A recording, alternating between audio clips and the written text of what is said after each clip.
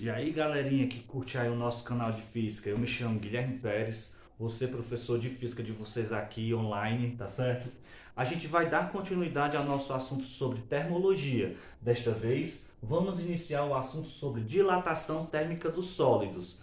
Como a gente sabe, dilatação térmica dos sólidos elas são divididas em três: dilatação linear, dilatação superficial e a dilatação volumétrica, tá certo? Mas Guilherme, por que essa diferença? Por que há essa diferença entre essas dilatações? Porque a gente vai analisar em relação à dimensão que vai se dilatar. Se eu estou falando em relação ao comprimento, eu vou estar trabalhando com a dilatação linear. Se eu estou falando em relação à área, que são duas dimensões, eu vou estar trabalhando com a dilatação superficial. E quando eu falo em três dimensões, vou estar trabalhando com o volume, que é a dilatação volumétrica. A gente vai dividir o nosso estudo em três vídeos, tá certo? Para explicar detalhadamente cada uma dessas dilatações, iniciando basicamente com a nossa dilatação linear. A dilatação linear, como eu falei anteriormente, ela ocasiona, né, certo, o aumento do comprimento, ou seja, somente uma dimensão. Na maioria das vezes a gente estuda basicamente barras, né? Que é justamente esse desenho que eu coloquei aqui para vocês. O que é que a gente pode analisar aqui? Eu tenho uma barra que ela tem um comprimento inicial, certo? A uma temperatura inicial de 20 graus Celsius. Essa mesma barra, ela aumentou a temperatura, né? Foi aumentada a temperatura para 80 graus Celsius e ela aumentou automaticamente o seu comprimento. Comparando o tamanho da dimensão da primeira em relação ao segundo, depois que aumentou a temperatura, eu percebi que o tamanho aumentou. Esse tamanho que está aumentando é basicamente a dilatação linear, certo? Essa dilatação ocasionou devido ao aumento de temperatura. Então, o que é que eu quero que vocês percebam aqui? Nós vamos, na verdade, levar em consideração aquela definição que a gente falou sobre temperatura. Temperatura é uma grandeza física que mede os estados de agitação das partículas, ou seja, quanto maior for a variação de temperatura, mais agitado vai estar as partículas. Então, ou seja, ele vai precisar de um espaço maior para se dilatar. Por isso que acontece a dilatação, o aumento do comprimento quando a dilatação for linear. Guilherme, mas me diz uma coisa, o fato de um determinado sólido, que a gente está estudando sólido, um determinado sólido aumentar a sua dimensão, ela vai depender de quê? Primeiro, vai depender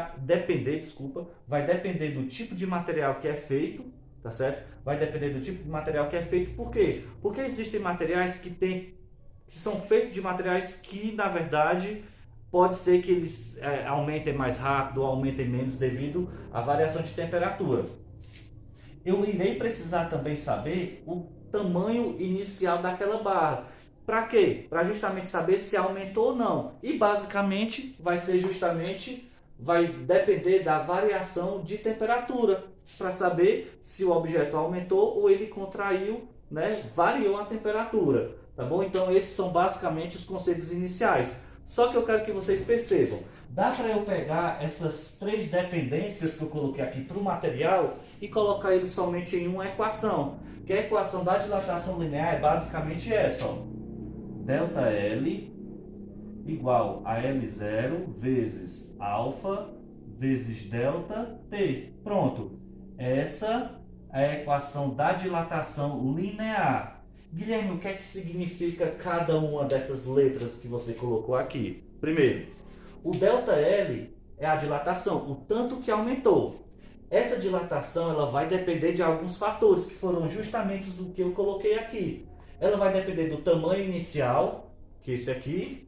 Ela vai depender do tipo de material que é feito, que eu coloquei aqui. E vai depender principalmente da variação de temperatura, ou seja, são grandezas diretamente proporcionais que ocasionam a dilatação. Se eu aumento a temperatura, o objeto tende a aumentar o seu comprimento quando eu estiver falando de dilatação linear. Quando eu diminuo a temperatura, ele vai contrair, vai diminuir o seu tamanho, tá bom? Então esses três fatores são diretamente proporcionais, tá bom? E esse alfa é o coeficiente de dilatação linear, é o tipo de material que é feito, que a gente vai comparar falando um pouco sobre barra bimetálica, tá bom? É isso aí.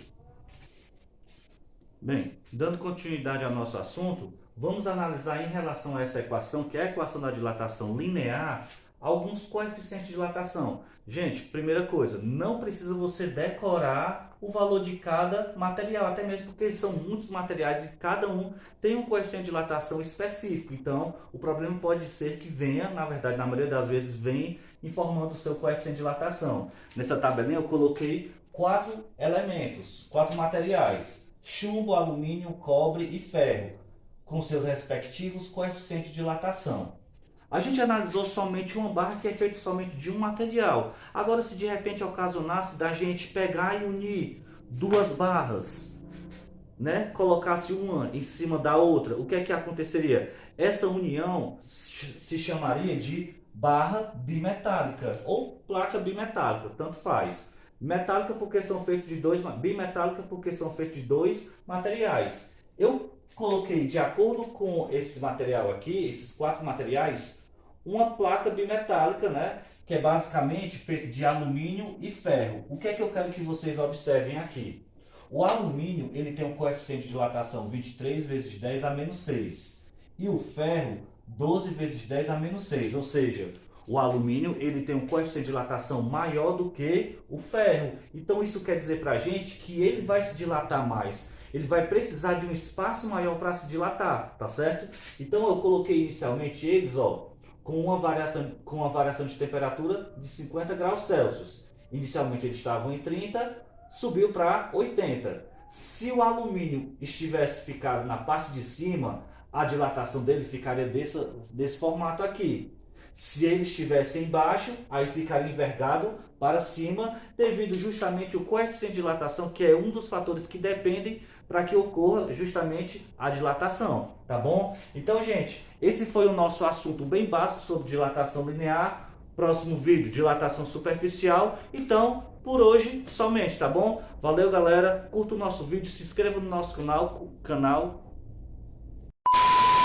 Então, galerinha, ó, esse foi o nosso vídeo, tá bom? Se inscreva no nosso canal, curta o nosso vídeo, compartilhe e divulgue aí para os seus amigos, tá bom? Valeu, galera, tudo de bom e até a próxima. Tchau!